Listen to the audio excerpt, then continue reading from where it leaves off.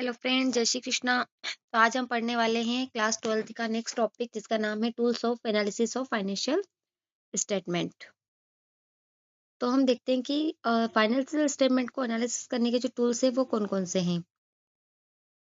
उसके पहले हम समझ लेते हैं कि फाइनेंशियल स्टेटमेंट एनालिसिस का मीनिंग क्या है। तो tools of analysis of financial statement are the techniques used to study and interpret the financial position, profitability and performance of a business. हम कह सकते हैं कि फाइनेंशियल स्टेटमेंट एनालिसिस के टूल्स वो टेक्निक्स हैं जो फाइनेंशियल स्टेटमेंट की हमको एट द ईयर एंड में फाइनेंशियल पोजीशन बताती है, उसकी प्रॉफिटेबिलिटी बताती है और बिजनेस की परफॉर्मेंस बताती है कि उसकी फाइनेंशियल पोजीशंस क्या है, कितनी एसेट लायबिलिटी है, उसकी प्रॉफिटेबिलिटी कितनी है और बिजनेस की परफॉर्मेंस कैसी रही है। ये हमको एट द ईयर एंड में फाइनेंशियल स्टेटमेंट के टूल्स बताते हैं।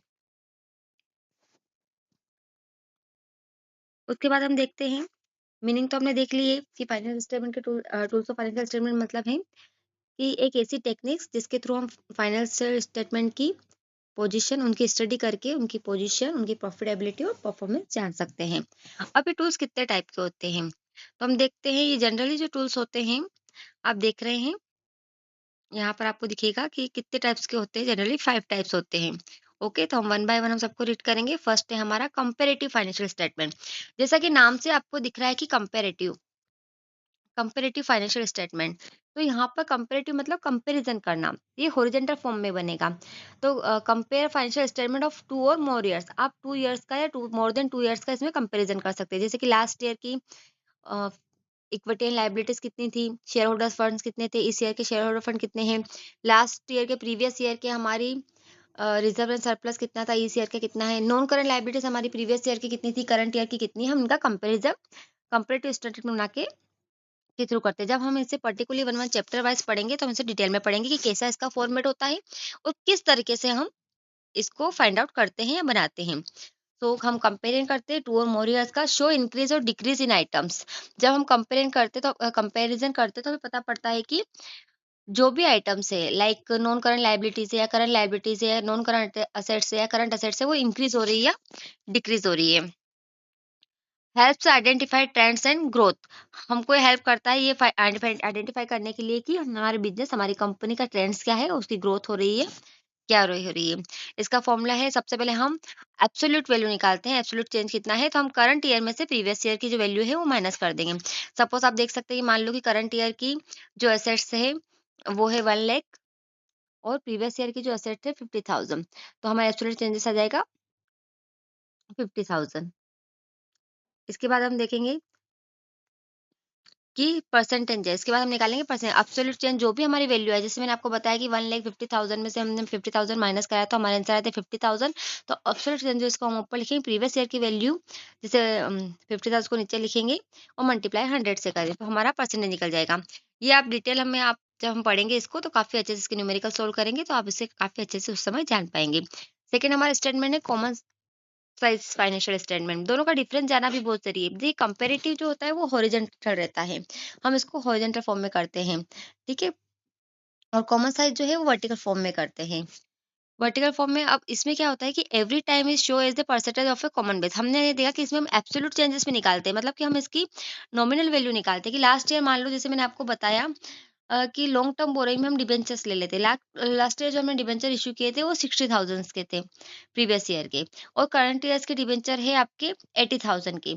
तो हमने जब 80,000 में से 60,000 माइनस किया तो हमारे एब्सोल्यूट चेंज कितना आएगा 20,000।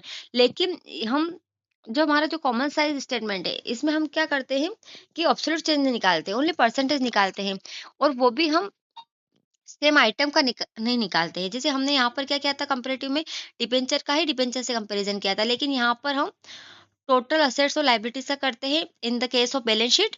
और अगर हम प्रॉफिट एंड लॉस में करते हैं तो in the case of profit हम रिवेन्यू फ्रॉम ऑपरेशन या सेल्स को बेस लेते हैं। जहाँ पर यहाँ पर हमने बेस किसको ले लिया, प्रीवियस ईयर की जो सेम आइटम है हमने उसको बेस लिया था, लेकिन यहाँ पर हम क्या करते हैं प्रॉफिट एंड लॉस में हम रिवेन्यू फ्रॉम ऑपरेशन और बैलेंस शीट में टोटल असेट्स और टोटल लायबिलिटीज को हम बेस लेंगे। Useful for comparison between companies of different sizes, ठीक है। हम इसमें एक ही कंपनी का कंपैरिजन करते हैं, लेकिन 2 ईयर अलग ईयर हम एक ही ईयर के अंदर करते हैं कंपैरिजन, डिफरेंट आइटम से करते हैं। ओके, थर्ड है हमारा ट्रेंड एनालिसिस। ये आपके 12th के कोर्स में नहीं है, सब्जेक्ट्स में नहीं है, तो इसको हमसे ऐसे ही देख लेते हैं। थर्ड हमारा ट्रेंड एनालिसिस आपको हमारे कोर्स में नहीं पढ़ना है। फोर्थ हमको पढ़ना है रेशियो एनालिसिस। रेशियो एनालिसिस में आपको आपको जानना जरूरी है। रेशियो एनालिसिस क्या होता है? Show the relationship between two accounting figures. कोई भी टू अकाउंटिंग फिगर्स आप ले लीजिए, सपोज करंट असेट्स और करंट लायबिलिटीज, लॉन्ग टर्म बोरेंग्स, या फिर आप इक्विटी ले लीजिए, तो कौन से भी टू अकाउंटिंग फिगर्स का हमको रिलेशनशिप बताता है।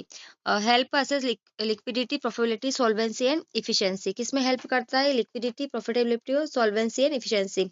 अब सॉल्वेंसी क्या होती है कि किसी भी कंपनी ने अगर लोन लिया है तो उस लोन को रिपे करने की कैपेसिटी, वो हमको सॉल्वेंसी बताता है। एफिशिएंसी बताए, प्रॉफिटेबिलिटी। अब types of ratio, mainly ratio होते हैं 4 टाइप्स के: liquidity ratio, solvency ratio, activity ratio and profitability ratio. फिर हमारा जो लास्ट हम पढ़ने वाले हैं वो है हमारा cash flow analysis. Cash flow analysis आपको बताया कि आउटफ्लो और इनफ्लो ऑफ द कैश, मतलब कंपनी में अगर कैश आ रहा है तो वो इनफ्लो, कंपनी से कैश अगर जा रहा है तो आउटफ्लो। आपकी कंपनी में कितना इनफ्लो और आउटफ्लो हुआ है कैश का, ये आपको कैश फ्लो स्टेटमेंट बताएगा। लेकिन इसको भी हम 3 एक्टिविटीज़ से जानेंगे। इसमें 3 मेन एक्टिविटी होती है हमारी: operating activities, investing activities and financing activities.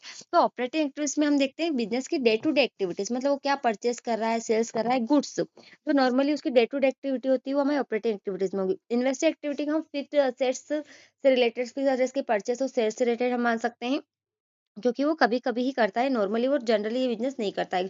जो गुड्स का वो सेल और परचेज़ करेगा वो हमारा ऑपरेटिंग में होगा। जो फिक्स्ड असेट से रिलेटेड होगा वो हमारा इन्वेस्टिंग में होगा। और फाइनेंसिंग एक्टिविटी में हमारे कंपनी के कैपिटल स्ट्रक्चर्स में कुछ अगर चेंजेस होता है तो वो हम फाइनेंसिंग एक्टिविटीज़ में रहेंगे। हमने अभी जो स्टेटमेंट पढ़े हैं, लाइक हमने पढ़ा है comparative, common size, ratio, cash flow. अभी हमने इसकी सिर्फ थोड़ी-सी डेफिनिशंस देखी है कि ये क्या होते हैं, लेकिन फुल डिटेल अगर होते क्या है, इसके हम कैलकुलेशंस करते हैं कैसे हैं, इनका फॉर्मेट क्या करते हैं, इनका एनालिसिस कैसे करते हैं, तभी हम one by one chapter wise पढ़ेंगे। तो अब इसके आप इंपॉर्टेंस देख लिए।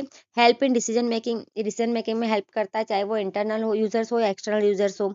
मेजर प्रॉफिटेबिलिटी एंड एफिशिएंसी, अब प्रॉफिटेबिलिटी को मेजर कर सकता है, एफिशिएंसी को मेजर कर सकता है। फाइनेंशियल पोजीशन बताता है हमारे बिजनेस की। असेट इन्वेस्टर एंड क्रेडिटर, उनको असेट्स करता है कि उनको कितना इन्वेस्ट करना चाहिए। Supports future planning, future planning के लिए मैनेजमेंट को ये सपोर्ट्स भी करता है। तो ये था हमारा tools of financial statement. I hope आपको पसंद आएंगे। चैनल को लाइक एंड सब्सक्राइब कीजिए। Thank you.